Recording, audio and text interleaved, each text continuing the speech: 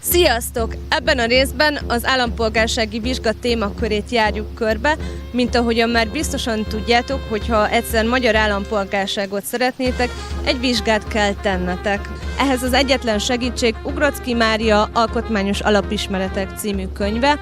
A könyv nyelvezete eléggé nehézkes és tömény. Egyébként a vizsga maga is eléggé nehéz, a vizsgázóknak 4 tételt kell húzniuk, a témakörök között szerepelnek történelmi, politikai, államelméleti és kulturális kérdések is. Most pedig megyünk és megnézzük, hogy a magyarok nagy része hogyan válaszolna a kérdéseinkre. Mik Magyarországgal szomszédos országok? Szlovákia, Ausztria, Románia, Horvátország, Szlovénia, Ukrajna, Szerbia, nem jut eszembe több. Ausztria, Szlovákia, Románia, Szerbia, Horvátország, Szlovénia. Szlovákia, Szlovénia, Ukrajna, Románia, Csehország, nem biztos. De, meg és Ausztria. Ausztria, Szlovákia, Ukrajna, Románia, Szerbia, Horvátország. Mit hagytunk ki? Oroszországból is egy darab, nem? Nem, az volt Ukrajna.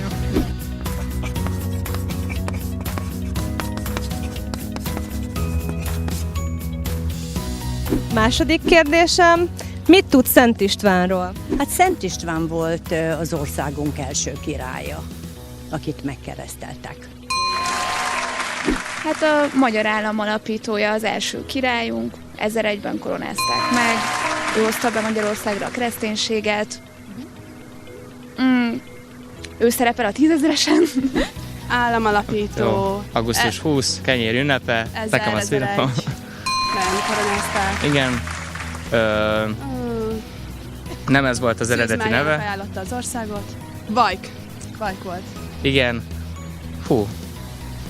Hát. Koppánnyal volt talán. Igen. Vele. Mert volt az, hogy a törvény, hogy a fiú vagy a legidősebb férfiakon valami ilyesmi volt. Igen. És ezért vitatkozott Koppánnyal, mert igen. Talán ennyi. Az első királyunk, államalapító királyunk.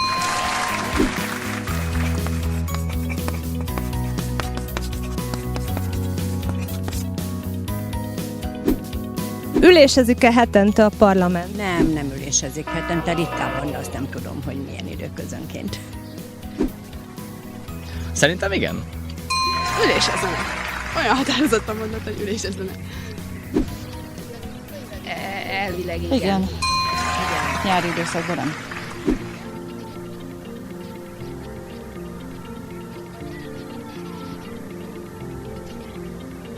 Hát remélem.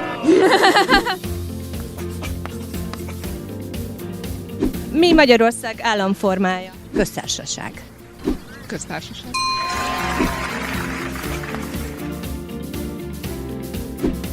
Ismerem magyar Nobel-díjas írót. Kertész Imre. Kertész Imre. Kertész Márai Sándor.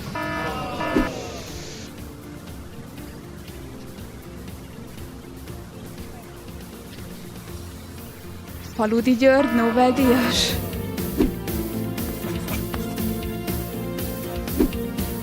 Ismer-e esetleg magyar tudósokat, akik Nobel-díjat kaptak? Igen, Szentgyörgyi Albert, a C-vitamin feltalálója, akkor azt hiszem, hogy talán a Bánki.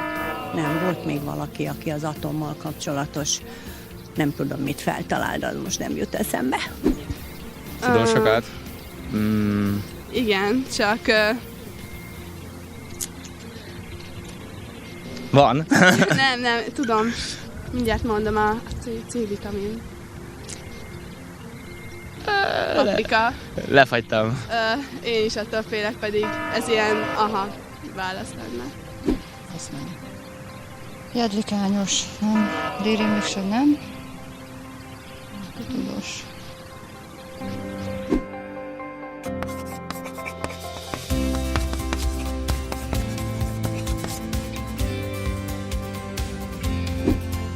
Mely kormányzati szervek vesznek részt a nemzetközi kapcsolatok megteremtésében? Lövésem sincs így elsőre.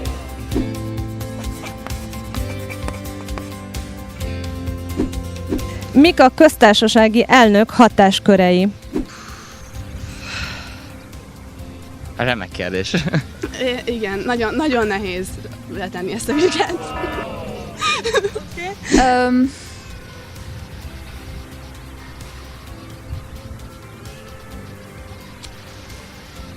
Hát lényegesen kevesebb döntéshozó hatásköre van, mint a miniszterelnöknek, de hát nyilván fontos nemzeti ünnepeken, értekezleteken megjelenni, képviseli az országot, de azért jóval kevesebb döntéshozó hatásköre van, mint a parlamentnek, meg mint a miniszterelnöknek, de hát a jelképes szerepeken túl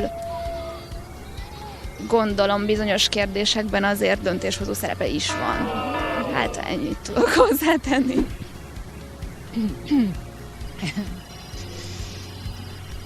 Köztársaságának. Nagyon sok minden.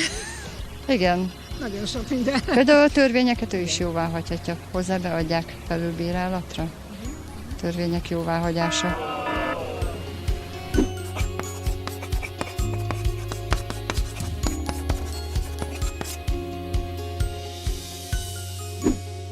Milyen magyar nemzeti ünnepeket ismersz? Március 15, augusztus 20, október 23. Hát esetleg, azt nem tudom, hogy magyar ünnepe, ugye a munkaünnepe. Az nemzetközi, vagy nem? Május 1. Május 1, mondjuk.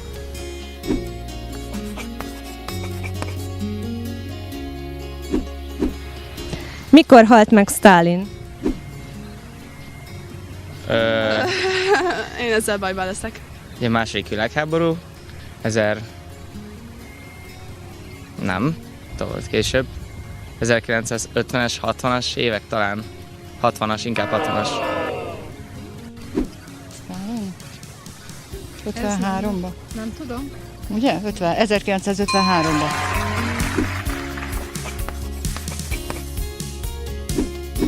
És milyen hatása volt ennek Magyarországra? Halála? Hát Igen. felszabadult. Vagy szerintem. Mármint azért elég nagy hatással volt, míg élt, és utána szerintem egy kicsit úgy megkönnyebbült, és kicsit elkezdtünk nyugat felé húzni, hogy nem tudom. Azzal. Az annak idején úgynevezett ellenforradalom, az 56-os forradalom.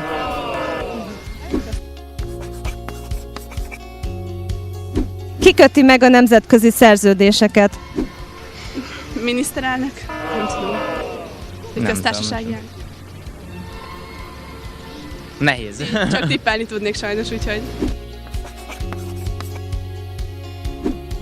Mi a kúria fogalma? Egy felsőbb bíróság, nem? De röviden felsőbb bíróság. Akik felülbírálják az előző, vagy hogy mondjam, felülbírálják a törvényeket. Ki vagy mi fogja össze a választási szervek munkáját?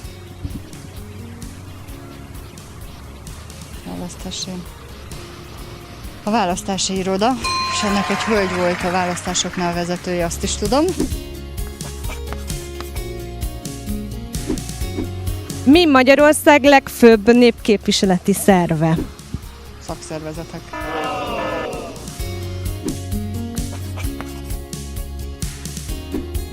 Az országgyűlési képviselőknek mentelmi joga van-e? Igen.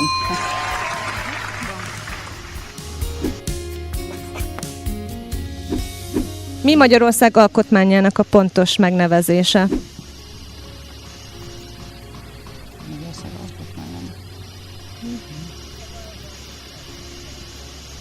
Magyar Köztársaság. alkotmánya.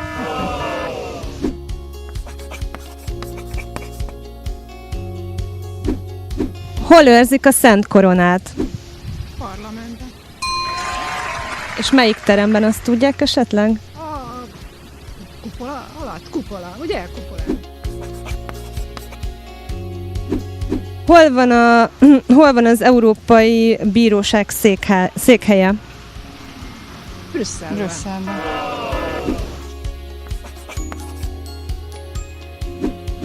Milyen kérdésekben lehet kezdeményezni népszavazást? Az aláírásokat szoktak gyűjteni, 200 000 aláírás kell hozzá.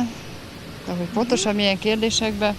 Hát azt a milyen iroda azt elfogadja, az a választási, hogy mondják.